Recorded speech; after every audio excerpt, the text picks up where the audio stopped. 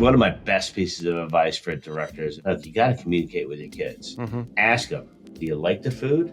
Be prepared for that answer, because especially middle school kids, they can be hard. They can be brutally honest, but you're going to get a direction of where they want to go. Well, thank you for joining us for another Culinary 360 podcast. I'm Chef Luke. I'm Chef Ryan. And I'm Chef Robert. And today we're honored to have Chef Joe Urban from School Food Rocks. And he's going to talk a little bit about how he started out as a cook and actually working in restaurants in high school, learning the craft and working in other restaurants, finally owning 6 restaurants in Florida, and then becoming a food service director in K-12 in Greenville, South Carolina, and how that has actually led to a consulting business called School Food Rocks. So with that being said, let's welcome Chef Joe. Hey, Joe, thanks for joining us on the Culinary 360 podcast. So tell us a little bit about your journey from, starting cooking to where all this stuff is going now and how you got so involved into school food service. Yeah, it's a long journey. I started probably in 1981, 82, working in some family-owned restaurants when I was 11, 12 years old. My first job was to peel garlic for the chef. Oh. He had me doing that for hours and hours and hours and hours. Obviously, later on, I learned that was just busy-ass work because there's an easier way to do that. But really enjoyed that. I did that all through high school, worked in a number of family-owned restaurants, mostly Italian restaurants, pizza places, not fine dining Italian, but a little more upscale Italian restaurants. Just really, really fell in love with it. And where did you live at the time? New Jersey, Long Branch, New Jersey. Ah, awesome. I grew up in between Long Branch, New Jersey and Las Vegas, Nevada. We went back and forth. Wanted to go to culinary school, and father talked me out of it. He said, no, you're going to get all the culinary education you need from the chefs. Go get your business degree so you can own the restaurant and you can be the chef boss. Okay. And so I took his advice and I did that. And I went to school in Monmouth University, right where I grew up. And while I was in college, I managed a national Pizza Hut franchise. And I went to college on a scholarship, academic scholarship. So I saved every single nickel that I made in that Pizza Hut franchise for those years, and moved down to Florida when I graduated and opened a 50s diner. That was 1992. Nice. And between 1992 and 2007, ended up having 6 of them. Damn. Wow, that's incredible. That's awesome. Yeah, we did that for 15 years. And my wife, girlfriend at the time in New Jersey, she followed me to Florida. Thankfully, thank God. That's probably why I'm still here. And so I went down there a year before her because I got done a year before she did. My father made me an offer I couldn't refuse. He said, I found this great place. It's an old ice cream joint. You can turn it into a diner. And he said, hey, I'll also loan you $50,000. Wow. Sweet. And if it works, pay me back. And if it don't work, fuck it. Don't worry about it. So I was like, oh shit, I got to take that offer. I was That's a pretty good 21 years old, 22 years old at the time. Yeah. So I spent that year in Florida opening the restaurant. And as everybody knows, the first year in a restaurant, you're making shit tons of money, right? Tons. Obviously, I took a little place and was building it up into something, and went up for my wife's college graduation and borrowed a knot of cash from my dad about that thick. And I went up to her as she graduated and I said, it's fucking working. Let's go. She goes, oh, let's go. So I kind of lied a little bit to get her to come down there with me. So right after that graduation, I handed that cash back to my dad. I was like, thanks for letting me borrow that for a minute. She was a special education teacher. So she graduated with a teaching degree for special education. And she took a job in our town down there in Central Florida. We got married that year and had 3 beautiful kids down there. Nice. And after 15 years, we sold everything out and relocated. And the timing was kind of perfect because it was 2007 at that point. And somebody made me an offer I really couldn't refuse. So I took it. And then a few months later, the crash in 2008. So the timing was perfect. And I started looking at Greenville, South Carolina, and just absolutely fell in love with it. She had a year left on her teaching degree. So I spent that year going back and forth with her and the kids, just scoping the area out, and eventually, got started to building our first house here. I didn't know if I was going to get back into the restaurant business or what I was going to do because, hell, at that time I was probably 35 years old, and that's all I had ever known. Right. And the economy was not good for opening a restaurant in 2008. So I didn't do that. She had taken an administrative job with the school district as a special education coordinator. So she supervised all the special ed classrooms. And she said, there's this position open. You should go look at it. School food service? It's not really something that attracts me at all. And she said, look, for the first time in your life, you can go to work when I go to work, come home when I come home, not work on the holidays, not work on the weekends, not have an excuse to go to the bar after work because it was a crazy 12-hour shift at the restaurant and come home at 3 o'clock in the morning.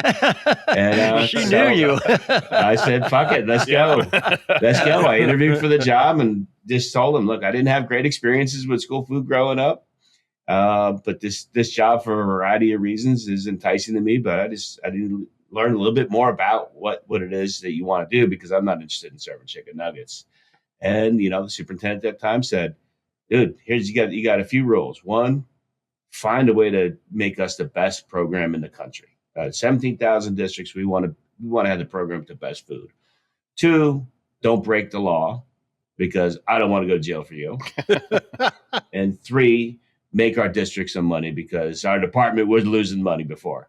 And I was like, fuck it, that's I could do that. That's easy. That's right in your wheelhouse from running a restaurant.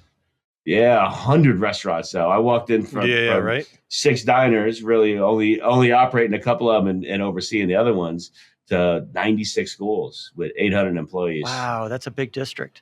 Wow. That's a huge jump. Almost 17 years doing that. Wow. That's awesome. Yeah. So, what kind of stuff did you implement to help with participation, or what were you implementing to, help drive a profit and things like that? First and foremost was a lot of training for the staff. Just, again, there was 96 schools at the time. Okay. Almost 800 employees, and each school has to operate just like a restaurant does. They're all independent businesses, right? So they're responsible for maintaining their food and labor costs, which is a different formula than it was in the restaurants, but same principle, right?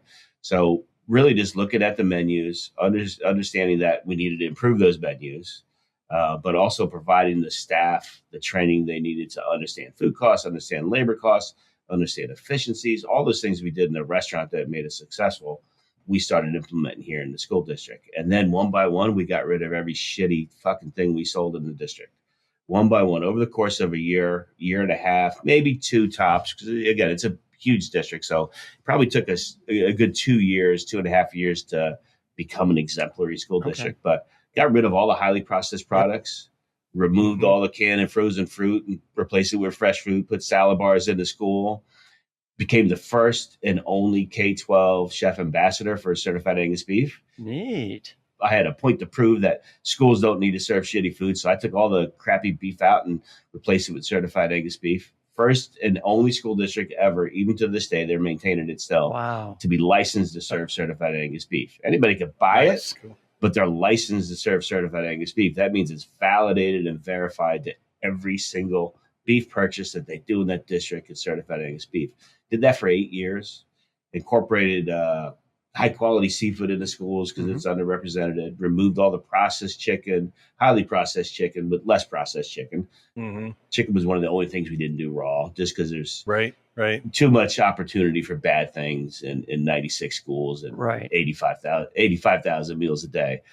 So really just looking at all the proteins and getting rid of the crappy stuff and putting in high quality stuff, looking at all the fruits and vegetables, and making sure that we didn't use any canned vegetables at all. That's awesome. With the exception of legumes, because we weren't soaking beans overnight. But yeah, all fresh vegetables, fresh or frozen vegetables, all fresh fruit, high quality protein, all the best that they could possibly do. And little by little, we became recognized as the premier school district in the country. It seems like a 2-year window. Like that's pretty fast. Yeah. You turned that ship quick. I think of a lot of the schools that we work with now, right? Yeah. I mean, we're making, tiny little changes, but it takes at least a year, right, to do some of these tiny little changes. Just, all the red tape that they've got to get through, or, the training, or the resistance they have from, employees that have been there for a long time, right? I mean, they don't necessarily want to make a change, I mean, they're like old line cooks, right? Like No. they don't want to change too often. So I wouldn't say after 2 years that district looks like it does now, but it looked 180 degrees different than it did before. And then really, like you said, little change at a time. One of the first things we did, we wanted community buy-in, right? Mm-hmm. This is right around the same time as Healthy Hunger Free Kids Act came in. We definitely wanted community buy-in and we wanted staff buy-in. So we got $750,000 worth of grant money. A lot of it from Blue Cross Blue Shield, so some local organizations. And we took every employee at that time. And that took us probably 3 summers because we had to do the training in the summers. We partnered with a technical college here in Greenville, and we used their culinary arts program and their instructors. And then so we took them through 40 hours of culinary boot camp, every single employee that was there. That's awesome. And over the course of the 5 days, we found out who wanted to be there and didn't want to be there. And most of the people who didn't want to be there ended up finding another thing to do. Mm-hmm. That was sad for some people because some of those people were working in food service for 20 years. But at the end of the day, we had a mission and a vision, and we had to go a certain direction. And we told everybody else, this is where we're going. We're not going to force you to get where we need you to be overnight, but we're going to keep implementing things and providing you the skills you need to get where we need to be as a district so we can serve our kids the best quality food so that more of them are going to eat and be prepared for success in the classroom. And probably about 10% of them took themselves out. And we thank them for their work over all those years. They were dedicated because they were doing good work before. Oh, sure. Yeah. They were doing exactly what they were being asked to do before. Right. This was just a different thing. And we thanked them for their service and we moved on. It blows my mind that you did it in all individual schools, not really had like a commissary kitchen to like kind of start programs and things like that. And you're just going around implementing this and like you said, all those schools. That is what shocks me. Like, that's insane. It's a huge ship. It's a huge ship. But, there was support amongst the schools during that time. It wasn't just like we dictated some new plan from the district level and pushed it down. We had buy-in from our central office staff, and we had trainers that worked with schools individually, area supervisors who visited. They all had 24-ish schools that they were responsible for. They're doing 4, and they still do 4 or 5 visits a day to every school to make sure that they're doing what they need to do, checking for compliance, helping them if they got any struggles. Great. So it was only because we had so many amazing people at the central office level and then some people at the school level who are like, this is great, man. This is great. We love what we do to begin with. Now we're serving this kind of food that's better than we're eating at home or we go out in a restaurant. Yeah. There was a lot of support at all levels. And no, didn't hurt. We had the school board's support. We had superintendent support. Most the principals were supportive. Right. The community, very supportive. So, in short time, there was this crazy hoopla about what we were doing in Greenville, and everybody was cheerleading behind these cafeteria staffs. So it's easier to do amazing things when there's a crowd behind you going, you guys rock, you guys are the best, thank you. So that provided the fuel they needed to keep doing that work.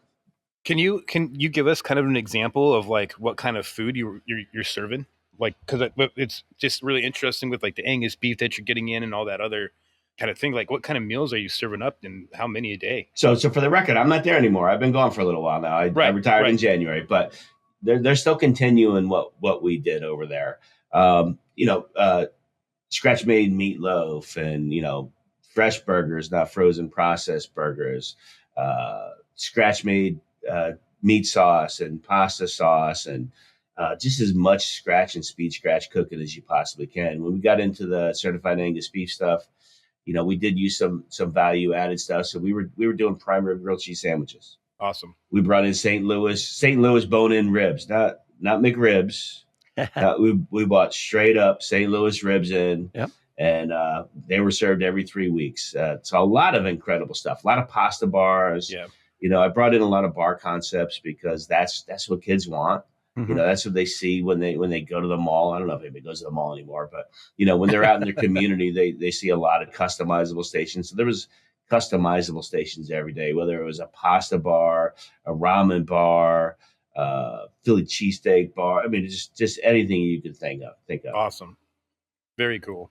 So if you had, I guess, a piece of advice or something like that for, let's say, a young, new like school district food service director, to try and make changes like that, what type of advice might you give somebody in that role?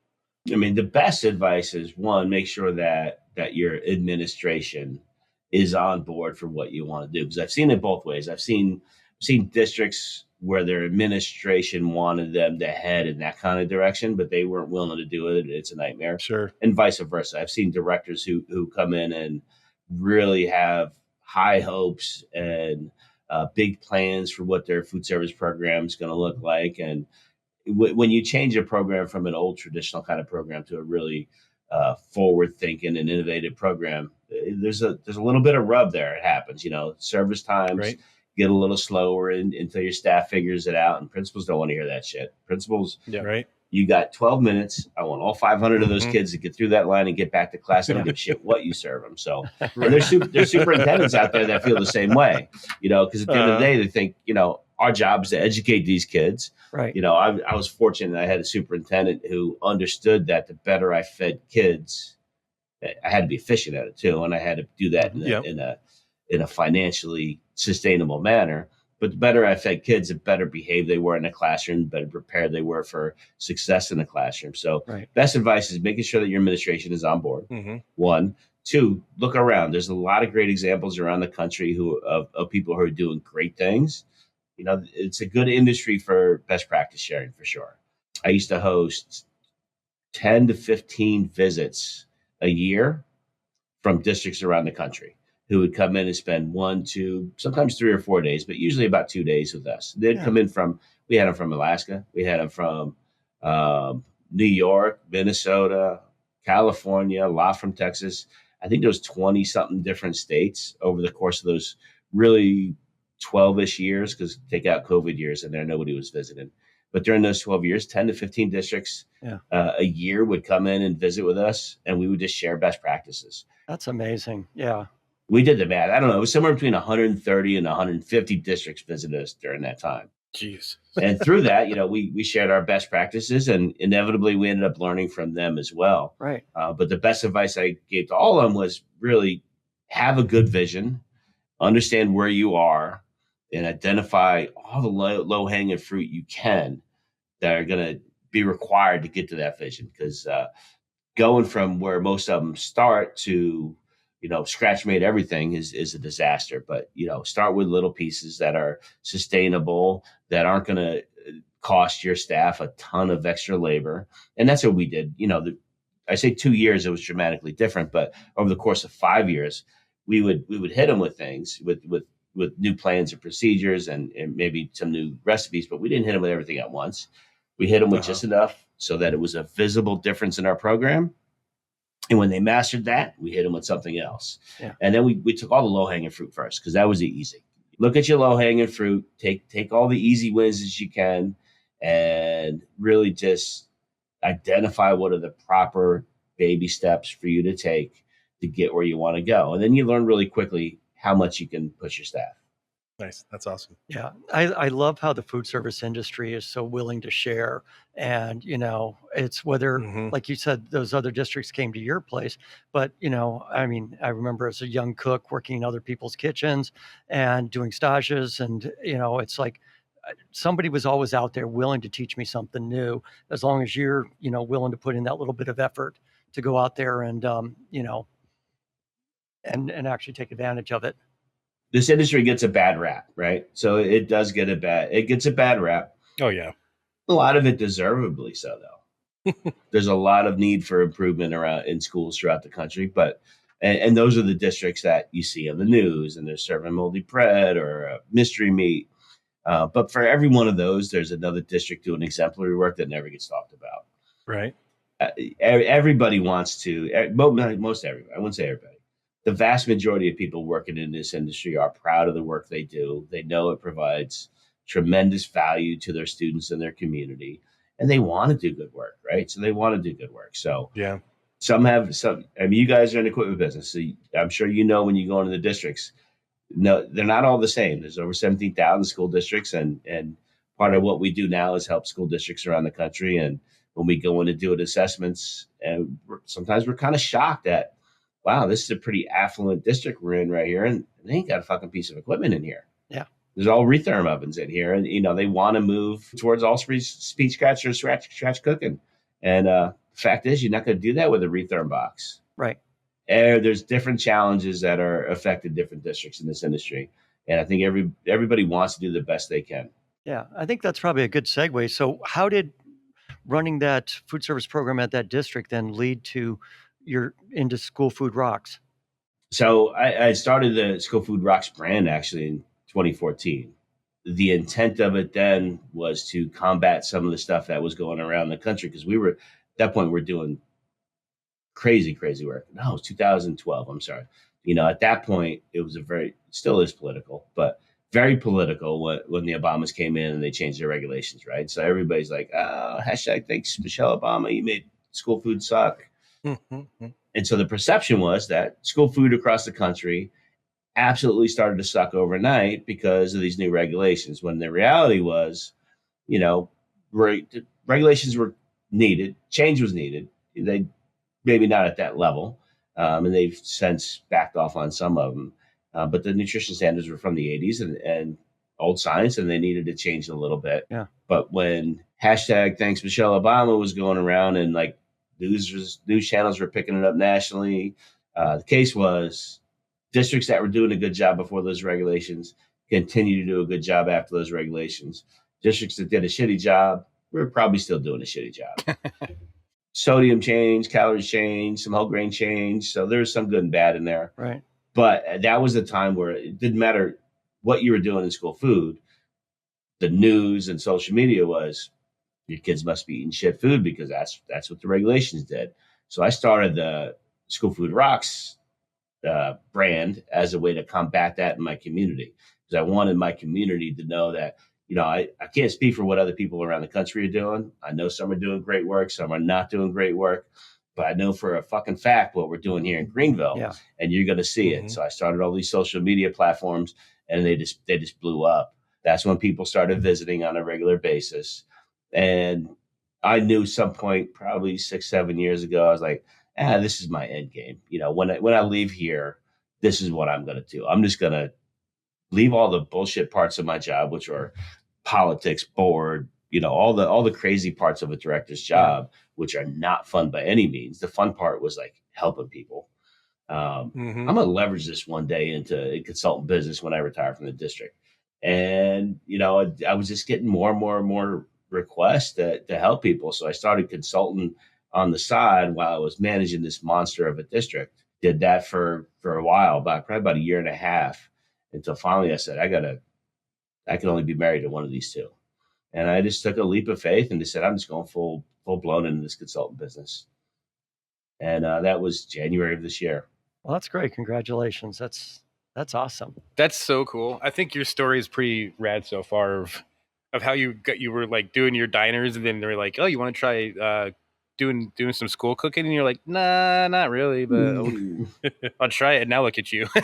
You're like, But you're out there all the time, running into people, working with people. Let's say you got a district who's heavily reliant on the government product and things like that. How do you help them go to, I guess Speed Scratch would probably be the first place that they would go, because that's going to be the easiest, and then you build upon that. Is that correct? Yeah. So when I work with districts, and the first thing I do is find out, where do you want to be? Mm-hmm. What do you want your program to look like when your mission is complete? Once I find that out, I say, okay, let's figure out where you are today. We got to meet them where they are, and then understand where they want to go, because not everybody wants to go to the same place, but they want to go somewhere better, and that's good. And our goal is, we don't care how you improve, just get a little better. Right. And that's the way we were successful in the restaurant business. That's the way we were successful in schools. No matter how good we got, We wanted to get just a little bit better tomorrow. Right. And that was our recipe for success. So really just, we try to assess where they are, where they want to go. Right. You mentioned reliant on government food. I don't know how educated your listeners are on this, but these programs can get quite complex sometimes. So Sure. There's an allotment of money you get based on how many reimbursable lunches you did the year before for government food. But there's a number of ways you can spend that money. You can get the prepared brown box government food, which, frankly, most of it is not great. There's some decent products in there, but most of it is not great. Highly processed, I wouldn't say a lot of ingredients. They meet federal guidelines for sure, but most of them would not be what you would be most proud of. Now, there are some good products in there. They can take that revenue and divert it to some manufacturers to do some further processing. Like they may send $100,000 to Tyson Chicken to turn their chicken into something else. And at that point, they can turn into a, highly processed chicken nugget or a whole muscle chicken tender. It's up to them. The dollar doesn't go for $1 that way, but that's another way they can spend their money.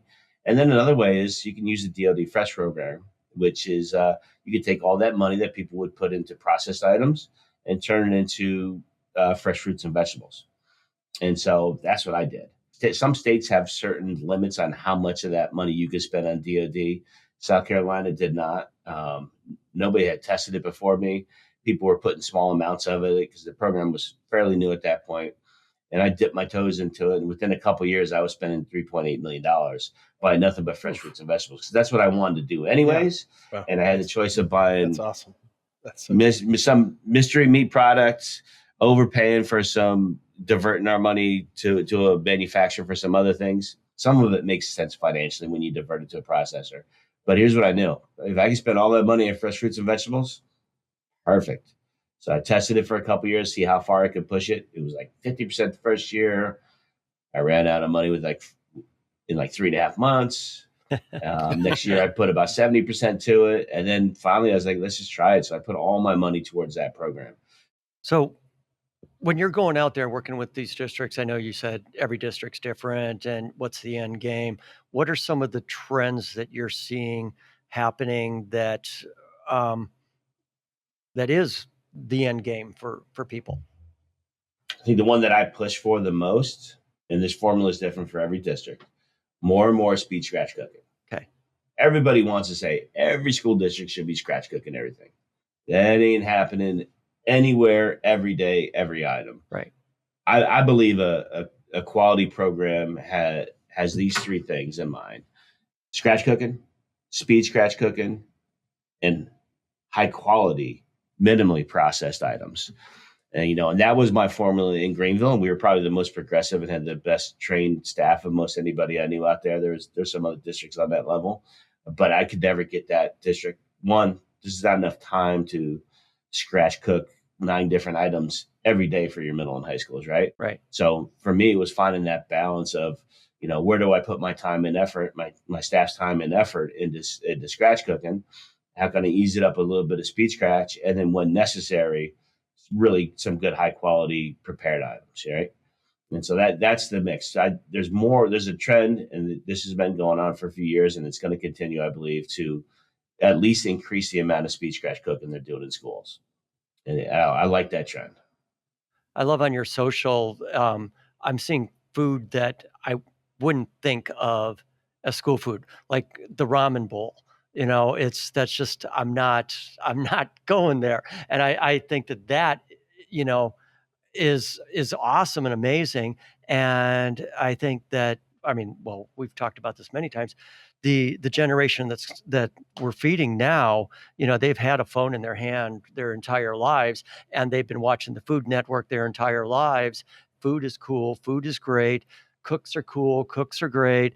And you got to get that Instagram moment and share that with everybody else, So, that feeds totally into the demographic that's participating in school food. And we're getting more and more kids from very diverse backgrounds in our schools these days too. And there's one school district, and I think this is 100% accurate, but if not, it's damn close, that has the highest Somali population of anywhere outside of Somalia, right? Yeah. And so, yeah, they've had to get very diverse with their menu offerings, what they're serving, how they're serving Right. it. And so it's important to keep up with that. So, yeah, kids are much more savvy than we were when we were young, for sure. Mhm. They're much more adventurous, and we're getting more diverse cultures. So as far as menu trends, globally inspired flavors are still the big thing, and they've been driving for a long time. You see it, and Asian, Chinese, that's always going to be a big one in schools. Good Italian food's going to be always going to be a hit, but Latin, Mexican, Asian are probably the biggest hitters right now. Mm-hmm. And those are the biggest participation days among schools. I don't care where you are, for the most part. We're starting to see a lot more Indian food, which is freaking amazing to me. I love it. That's a big change from cheese sandwiches. Yeah, it is. But the reality is, when you do more speed scratch cooking, you can do some cool shit and still fit within those guidelines. Actually, sometimes more so than highly processed stuff. I just love hearing about these cooking stories coming out of schools now, instead of just like the old regular cafeteria school food and stuff like that. And I know I brought this up before on other podcasts and stuff, but like the farm to table is really a big thing, and more schools out in Washington are really trying to focus on that. And they are getting different cooking equipment in their kitchens. Yeah. Like they are getting combi ovens. They are getting these different things that they can play around with and like really experiment on how fast and how quick we can get food out for them and the students. Because like you said before, you still have those superintendents and those principals like, nope, we're on a time. I don't have time for this shit. Like, let's go. Let's get them out and get them in. And you're like, whoa. I just made all this food. It's great. It's going to be awesome. So bringing in that equipment. And I loved how you did that like culinary boot camp type thing with your cooks. Yeah. Like that's so smart. Like what a genius thing to do to get people kind of like you give them ownership. not. Yeah, you give them ownership and some skills, and man, they want to do it. And now in School Food Rocks, this is what we do. And now we go to school districts, or we bring the school districts here and do that same thing, and just do that same thing. Just empower these people. And a few weeks ago, about 6 weeks ago, we were in a district in central South Carolina. Great small district. I think they had like 6 schools, and there might have been 25 or 30 cafeteria staff there. Vast majority of them elderly women who've been there 20, 30 years. And, we were asked to come in and do some basic culinary training. And, we started off easy with, good knife skills training, and then some vegetable and pasta cookery, and just moved up to some salads and a few different speed scratch. And at the end of that 4 days, but it had me in tears, because they one by one just stood up and just took like 2 or 3 minutes and said, I want to tell you how impactful this was in my life. Nobody's given me this in 30 years, 20 years in this business. And that's when I looked at my other chefs. And I was like, dude, if you don't love this, you need to go find something else to do, because we went down here and did this thing, which we thought was, kind of basic. It wasn't very elevated at all. It wasn't level 3 culinary by any means, but it was so impactful, and it meant so much for them. And they still stay in contact with us and send us messages and pictures about what they're serving that day. And it's a cool thing. That's cool. Yeah. You treated them like people. Yeah. And making a commitment to them, right? Like you're invested in them, not only as employees, but their future, right? Like this is teaching them skills that, yes, it's going to help them right now, but it's going to help them down the road too. And let's say they move on from that school and they go to, something else where they're still cooking, but maybe they're more innovative cooking, or they're fine dining restaurant or something like that, or they open up their own restaurant because now they feel like they have the confidence and the skills to be able to do, something beyond. That's amazing. I love that. It's cool. One of the things that was a little unexpected, and it shouldn't have been, because I saw this 15 years ago in Greenville as well when we took them to the culinary training, was how they told us how they were going to take this, what we taught them, back home, and how it was going to impact their own diets, and how they were going to rethink how they cook things at home and utilizing more fresh ingredients and getting a little more creative. That was great too. So not only did it help them in their professional lives, which at the end of the day, everything we do in this business at School Food Rocks, we have the same mission we had in Greenville, which is whatever we do as a group, has to make the lives of students better, has to prepare them to be more successful in the classroom. If we could do that and have fun and do cool shit, that's great. But if we throw all this cool shit at our staff, and at the end of the day, it doesn't benefit the kids, then we're failing miserably. Whether or not we're serving every kid, whether or not we're profitable, whether or not our community and our school board supported and liked what we did, if what we did didn't result in kids being more prepared for success in the class and better prepared nutritionally and health-wise for when they're not in school, then we were a failure. So, that was our mission then, and we're just taking that same mission on here. Awesome. Earlier this year, I was helping a district out.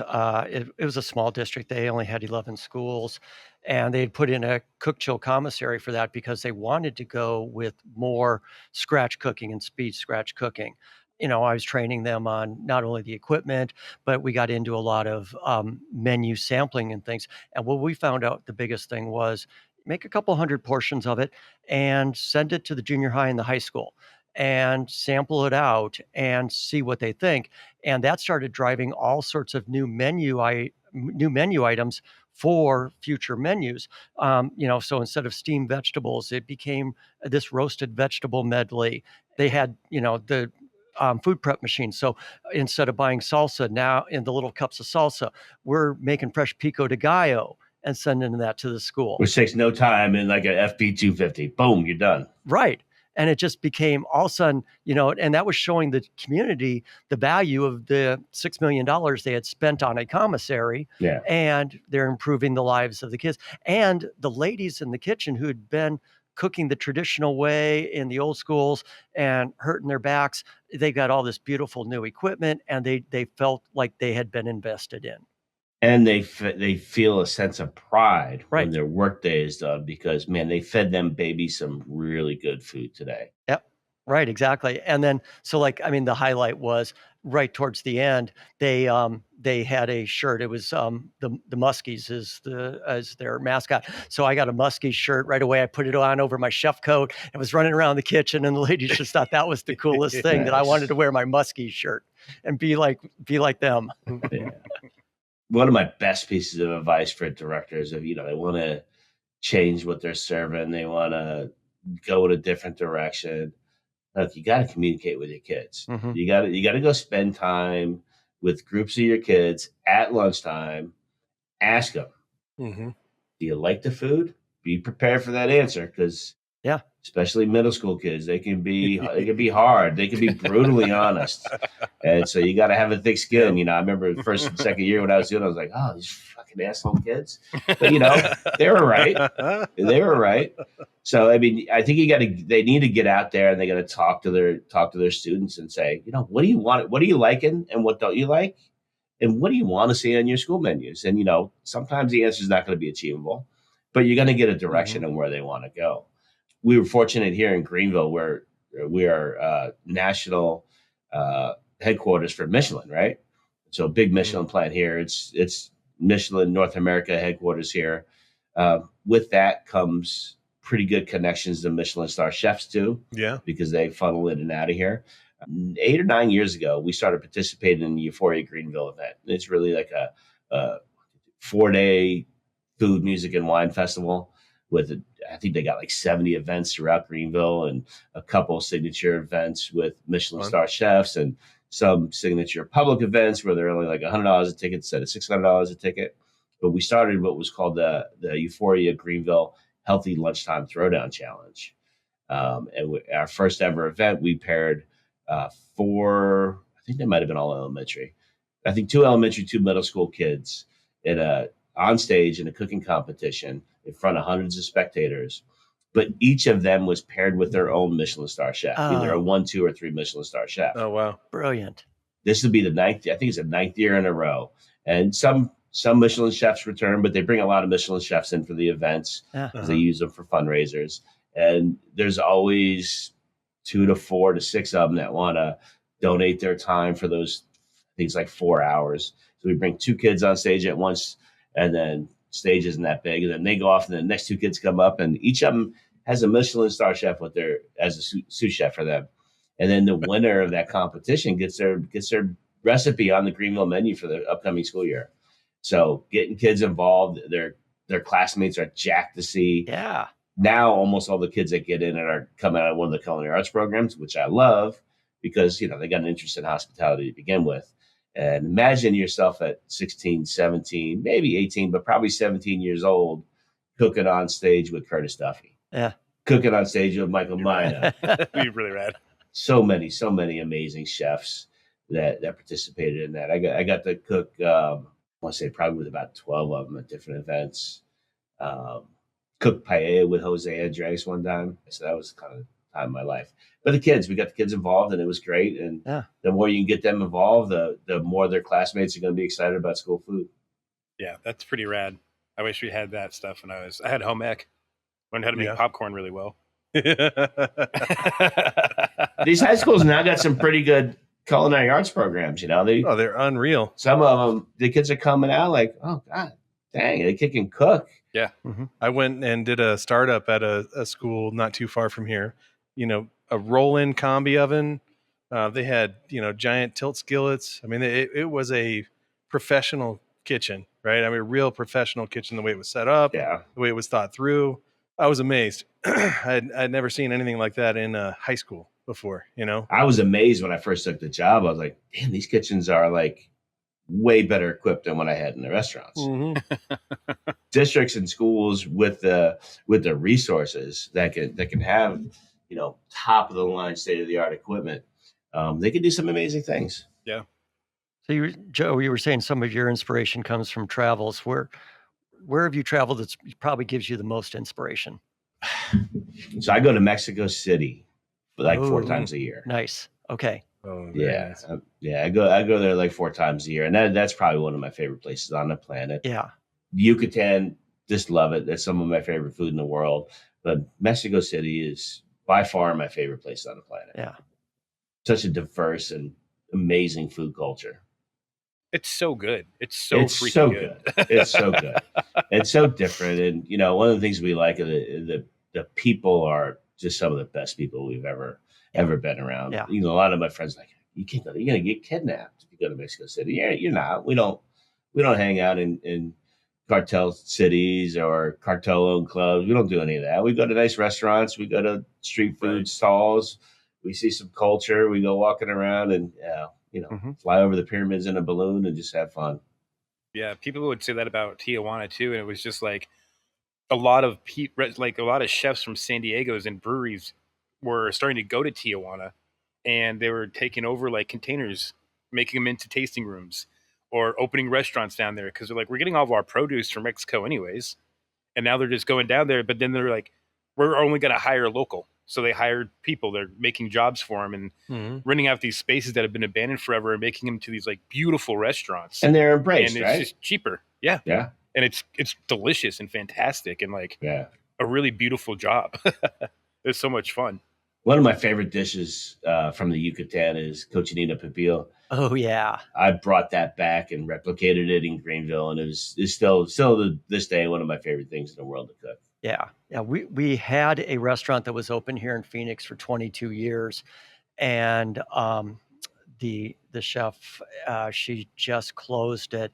But she had this badass smoker in the back parking lot. And just fired that thing up and cooked the pork, overnight. If you were still dining at 9:00 at night, you see the guys loading it up for the next day, and it's just like, oh yeah, that's gonna be some wrapped in banana leaves. Yep, exactly. Yeah, it's cool. And more and more schools. We're talking about schools. More and more schools are finding ways to knock those kind of things off in a way that they can to meet the regs. And we tell people, where do you like to go when you're in your community? You're like, man, those are the best tacos, or dude, that ramen is killer. Invite them to your district to be a guest chef one day. I did it in Greenville. Yeah. We had all the best chefs from Greenville. Greenville's a huge foodie city. All of them embraced the fact, like, you want me to come in and cook for kids and we do something cool? Cool, I'm on. And we did that with so many people. I had a barbecue friend of mine who's from Charleston, and I had a principal call me one year and said, hey, our third grade class curriculum is on South Carolina culture, and we want to do a special lunch one day. Can you do something that is identifiable as classic South Carolina cuisine from the old days? I was like, absolutely. So we did a shrimp and grits, and then I called my friend who's got a barbecue place in Charleston, which is 3.5 hours away, and I was like, Swig and Swine. Shout out to Anthony DiBernardo. I've been there. You been there? Uh-huh. My man's got 5 of them now, brother. He's got 5. He just opened a new one in Myrtle Beach. He's one of my best friends on the planet. One of the greatest giving people you ever meet in your life. That's great food. I called him up. I was like, Anthony, dude, I need to do a whole hog. I got a little smoker, but I need to do a whole hog. He's like, fuck, I'm there. Tell me when. I'm there. I said, it's next Wednesday. He drove his smoker up from Charleston, which was 3.5 hours away. Mm-hmm. Met me at 4:00 the night before, set his smoker up, smoked the whole hog, cooked all freaking night. Next day during lunchtime, gave all the kids a tour. Right before lunch, gave all the kids a tour of the hog, and then told them the story about how South Carolina was the first state where hogs were cooked over an open flame, and it was just great. So embrace your community, man. There's so many people out there that are invested in each one of your communities, mm-hmm. Because they got their restaurants there, and their staff is from there, and they got hundreds and hundreds of thousands of dollars, and their families are there. They want to see their community thrive. They love giving back. Yeah. So embrace them. There's so many local chefs will help schools out. Help me write a recipe. Let a chef write your recipe from their restaurant, and then mm-hmm. take it back and use your software system to make sure it's school food friendly, compliant, right? So many of them are willing to do that. I mean, that's something that's applicable everywhere, right? Yes. And what an amazing idea for, some of the, food service directors and, chefs of some of these districts that we work with and even the ones that we don't work with, anybody that's listening, like to be able to take that as a step, like that's really cool, actually. I love this. One of the things I like about you guys are, your equipment reps, but man, you got some legit chefs on your team. And my understanding is you guys get out there and help people. That's a wonderful thing. It's not just about selling equipment, right? It's about providing them the tools and support they need to be able to utilize that equipment. I love it. We build relationships. We don't sell, we build relationships. Yeah, right. That's what I always say. We're all passionate about food. So, I mean, that's just where it starts. And the food industry itself is, very relationship driven for sure. But I don't think there's any segment that is more relationship driven than K-12. And my experience for the last 17 years is those companies that come in and are honest and build good, strong working relationships with schools, they're rewarded for decades with that district's business, So, mm-hmm. All salespeople need to be relationship driven, but this one's important, man. These people appreciate the support. They appreciate their relationships. They're thankful, and they definitely reward that with future purchases. I like that. You're mostly focused with the schools, but what are you seeing for equipment trends, things that are coming that's going to make our lives easier in the kitchen and better in the kitchen? I see more and more school districts embracing combi ovens. Yeah. And I love and hate that. I'm going to be honest with you. I love and hate that because I've been in equal amount of districts that have beautiful, very expensive combi ovens, and they use it for convection oven or a steamer. They're not really utilizing it for the capacity. And then I've been in other districts that got that same piece of equipment, and they understand it. They follow the training they've been provided, and they're producing incredible food. My kitchen behind me, I got a bunch of pieces of equipment, but if I only had 2 of them, if I had the Pressy Pan in my TCM, I think that's a real game changer. Game changer. It's the best tilt skill that I've ever used in my life. I love it. So yeah, I got 28-gallon one. But if all I had was room for 2 pieces of equipment, and I had that Pressy Pan, and I had that TCM combi, that's all I need. That's all I need. But everybody's got their convection ovens and their steamers, and I think it's cool that you said that with those 2 pieces of equipment too, though, just because you can really, really run a kitchen on that 100%. And be really, really, really successful. Yeah. And shorten up the hood. Right. It's large quantities too. It's not stopping you from being able to do large quantities. Yeah. That district I was in California a few months ago, went out and did an assessment on district's kitchen equipment and provided them a 5-year replacement plan. And I went out there with full expectations to be like, all right, this is going to probably be pretty good. It's an affluent district. I was shocked for a district of that affluence. They hadn't upgraded that kitchen since 1952, I think it was, or 51 or 53, early 50s. Oh my gosh. Some of their kitchens were as small as this. And, he wanted to be able to do as much speed scratch cooking as he could. I'm like, literally, we're going to get maybe 2 pieces of equipment in here. So let's make sure we understand what those 2 pieces could be so we can maximize what your production can be. And that's exactly what it was. Like, you got room for 2 pieces of equipment. You got maybe 10 or 12 feet here, maybe at most 10 feet, 8 feet. Put your combi in there. Let's put a pressing pan in there and call it a day. Because you're not getting everything you need, but you'll get everything you need out of those pieces of equipment. That's rad. Yeah, I can't tell you how many times I've gone into a school district and they have a brand new combi oven. And I'm like, oh man, aren't you so excited what you can do out of this? I use it to heat up rice and soup.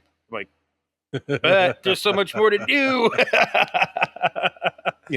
As we've been talking through everything, and we hit on school food rocks a little bit, but give us a little bit more about what's a typical day for the School Food Rocks teams. What are you guys up to, and what do you see on the horizon for you guys? If you'd have asked me that 6 months ago, I would have given you a really, really easy answer, because I said, this is exactly what I'm going to be doing for the rest of my life. I got chefs, I got RDs, I have K-12 sales specialists on my team. I have facility designers on my team. I have equipment experts on my team. So a typical day is going like today in 9 different directions, managing 2 new construction projects, one that's still in the design phase, one that's starting to be built right now, managing district menus.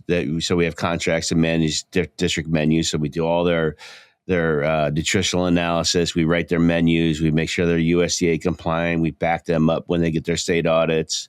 Along those lines, we're helping them with new recipe ideation sessions, helping districts with professional trainings. Me or some of my staff are going to state conferences and doing keynote speeches, which is, I'd rather be hands-on with people, but we get asked a lot to do that. And I got some people on my team who love doing that. So they're flying all over the place, speaking at different conferences or districts in our kitchen here.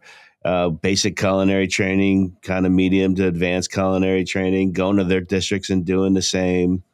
Just a lot of that. Plus, a lot of our work revolves around manufacturers. So whether we're helping them with marketing through our social media platforms, filming recipe videos for them, creating recipes using their products, actually developing new products for our existing manufacturers to help them get new items into the K-12 market. That's a ton of fun. We do a lot of that kind of work.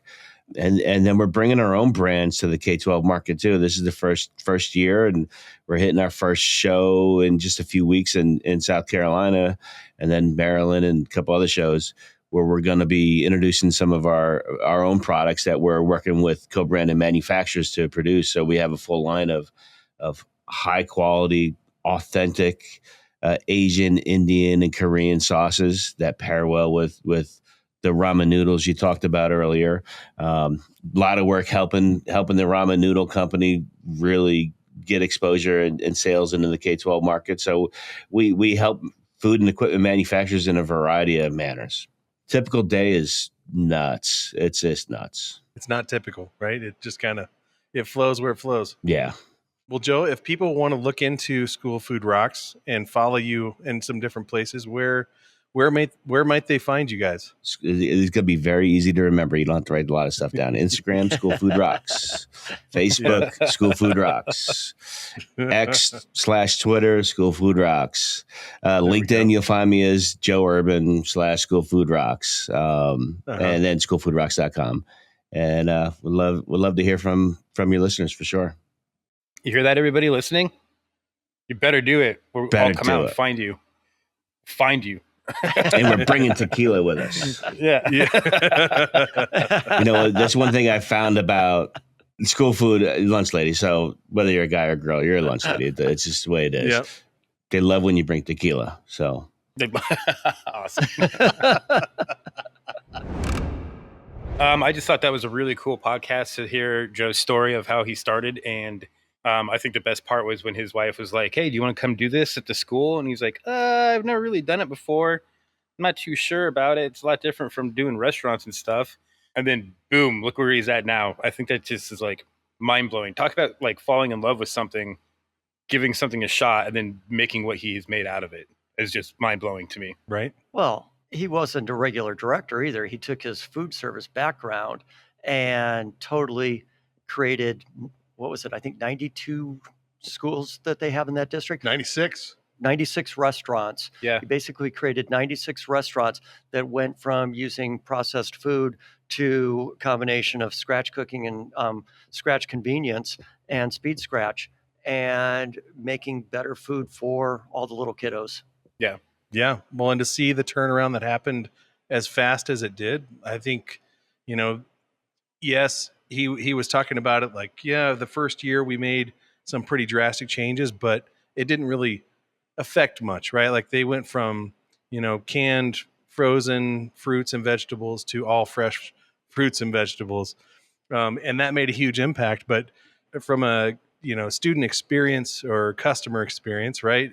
They saw an instant impact, but it didn't really change necessarily the menu.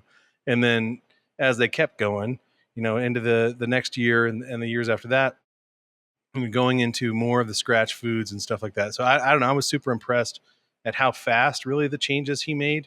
And, you know, at the volume it was, right? 96 schools. That's a big school district. And that's a lot of employees that you got to manage and train. Huge. There was a lot of buy-in too, you know.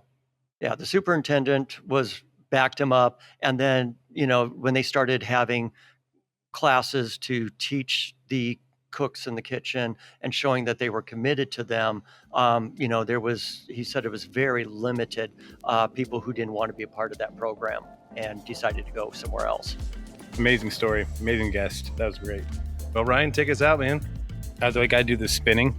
Yeah, I think so. Get everybody dizzy. Do I have to do the spinning? I don't know. How much did you drink? Only one beer. Okay. Oh. Thanks for listening today, and don't forget to click that subscribe button.